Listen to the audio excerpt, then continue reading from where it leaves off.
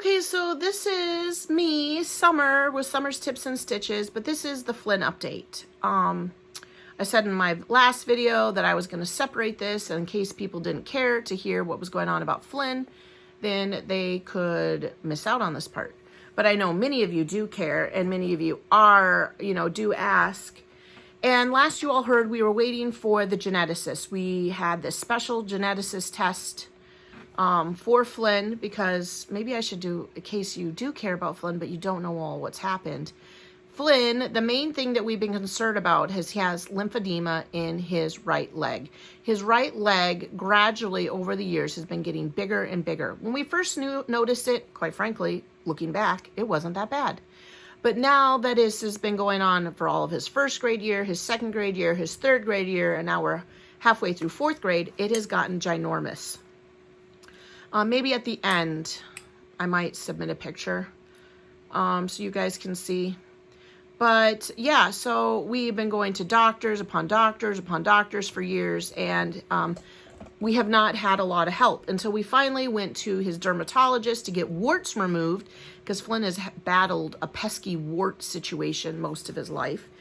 And his doctor's like, hey, I got a connection at Children's Hospital. And I said, oh, we've been to Children's Hospital, but they've never helped us. He's like, well, this connection will. So within a week, he studied his case. He got an MRI. He got his stuff set out. And this gal called us back. And that was over the summer. This happened like in June or July. And by August, she was calling and setting up appointments. And the last of the appointments to go through was this genetics test. My hopes were set on a pediatric plastic surgeon, because plastic surgeons are supposed to be able to work really well with lymphatic system and lymph nodes. And this plastic surgeon made us in the office feel like he could help us. But then later when we recontacted him, he said the case is worse than he thought, and it isn't more advanced than what he can help us with. So we were just waiting. I think we found that out in January. And then finally, mid-February, just a few weeks ago, we got the genetic analysis that says Flynn actually has a diagnosis. So the lymphedema that he suffers is a part of his overall diagnosis. His diagnosis is, and of course it depends on how you say it, GATA2 deficiency or GATA2 deficiency. I'll put a link in the description and I'll type those words in there for you if you are interested in looking it up. But this is something that is very rare to have, extremely rare. And most people that may have it never even know about it or go to the doctor for it, because they usually just suffer with the first few symptoms, which Flynn has. Breathing struggles, breathing problems, asthma, problems with being able to breathe. He has that. Another symptom of this overall encompassing diagnosis is excessive warts, and very difficult warts, and not having, he doesn't have the immune system to fight off the warts, which is why we went to Dr. Means, because he had these warts on his finger all the time. All kinds of treatments, and finally he had to go in for these injections. And let me just tell you what, the injections still aren't working. He still has warts. The third symptom is neutropenia. It is a blood disorder. Flynn does not have enough white blood cells, and so he is highly prone to infection. It takes a long time for him to get over infection, and he will always have a low white count cell, and we have to monitor that.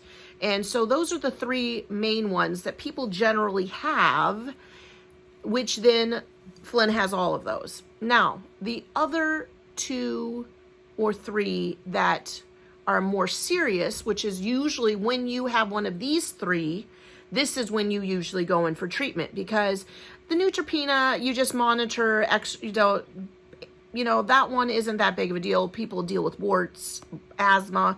You're seeing your regular doctors for those things. Flynn, lymphedema is a big symptom, and that is because he has underdeveloped lymph nodes in his body. Okay, so right now we're seeing it in his leg. As he's a baby and growing, his lymphatic system can keep up with the baby-sized body, but as he's growing, the underdeveloped lymph nodes cannot keep up with a larger body, right? And so right now, the ones in his legs are not able to keep up because they're underdeveloped. At first, we didn't know, which means it's a genetic mutation, if you will. We didn't know if it was an injury or they were clogged. He has currently been treated as if they were clogged or blocked. One doctor was treating him for mold infestation. She thought maybe he was infested with mold and mold was blocking his lymph nodes.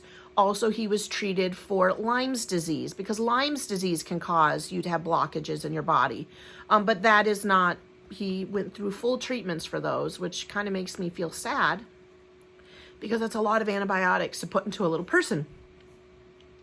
So anyway, his lymph nodes are underdeveloped. So this is something that necessarily we're in still the beginning stages of figuring out, can they fix it? Can he still go to a plastic surgeon and have lymph node transplants from other lymph places in his body? Because apparently your body has a ton of them.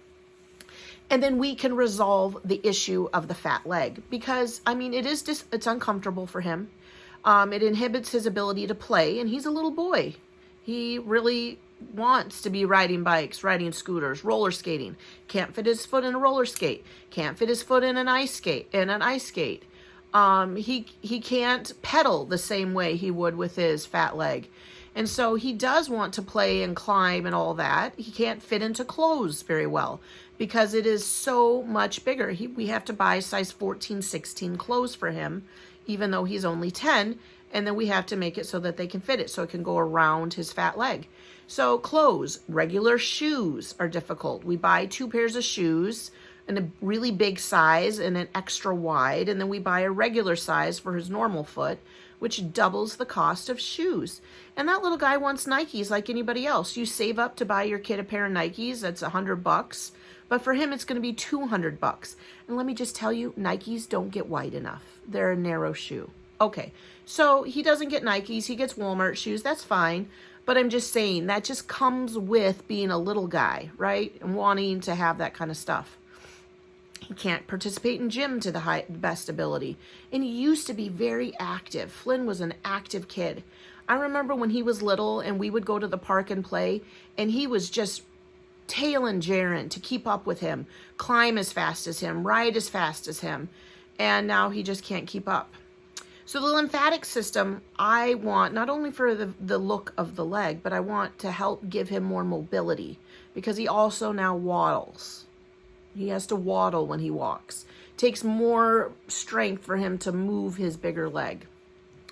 Now, the other 2 symptoms that come, or things that come with GATA2 deficiency, is a higher chance of brain or blood infections, and then leukemia. Typically, people that you find out in the later stages have lymphedema, brain infections, blood infections, or leukemia.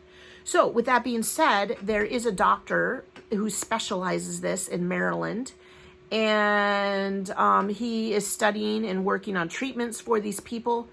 And he has not contacted us, but 2 of our doctors, Dr. Means and the asthma doctor, have both reached out to him to talk about treatments for Flynn.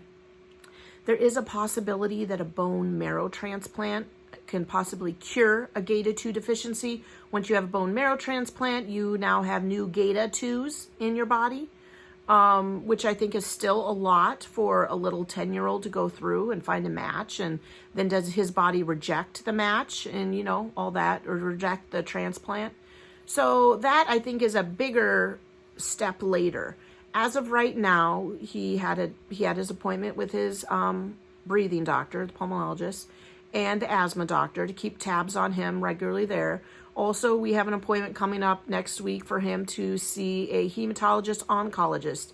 He will have to go in for regular treatments or checkups to make sure his blood counts are staying healthy and that he doesn't have cancer. And so we are still waiting for Dr. Chang in Chicago to contact us about lymphedema surgery. And then I don't know the name of the doctor in Maryland. It's on a piece of paper and on my upstairs. And we're waiting for him to contact us about treatments for the GATA2 deficiency. It is inherited, so that means Brandon or I are a carrier of this, and then obviously Flynn is a carrier as well. And either of my two other children may not have it, but could be carriers of it. But it is still extremely rare, but in part because not a lot of people get the bigger symptoms. They're just struggling with asthma, infections, or warts, right? Isn't that such a weird variety? But the Gata 2s are in charge of all that. So obviously, thank you everybody who prays for Flynn, who thinks about Flynn. Thank you for all the people that have, many of you have given us suggestions on what you think it is and how to treat him and how to help him. It is nice to have a diagnosis. It's nice to know that what he has isn't necessarily something that I could fix or that we did wrong. And I don't want to think that I'm putting on my pouty pants and saying that we did something wrong, but there's a lot of people that give you these diet recommendations. Oh, he should only be eating this, or he shouldn't be eating that, or he should be doing this. You need to go gluten-free. You need to rub oils on him. You need to do this. And us just living our regular daily life, not monitoring all that diet or all of that, will not change the fact that he is Gata 2 deficient. So that kind of puts a different pressure, takes a different pressure off us as parents, because you try to eat a gluten-free diet, a dairy-free diet, a sugar-free diet, and be 10 years old. It's really difficult. And you go to a birthday party, or you're at school, or even hot lunch. Gluten, dairy, and sugar. And that's what everybody always tells us. Get them off the gluten, dairy, and sugar. Well, people, that pretty much is it's doable, obviously. And as an adult, it's much more doable than a 10-year-old little boy, right?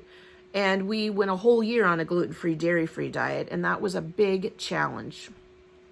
So we're just continued thoughts and prayers. If any of you have or know anybody that is Gata 2 deficient, reaching out would be amazing. Sure.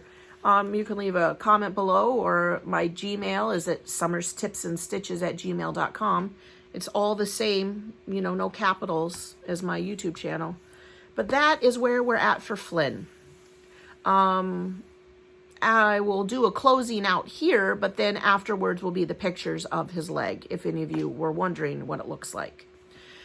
But thanks for subscribing, if you do subscribe. Thanks for watching. Thanks for praying for Flynn. Thanks for supporting me. Many of you send very encouraging cards, and we do appreciate it. Bye.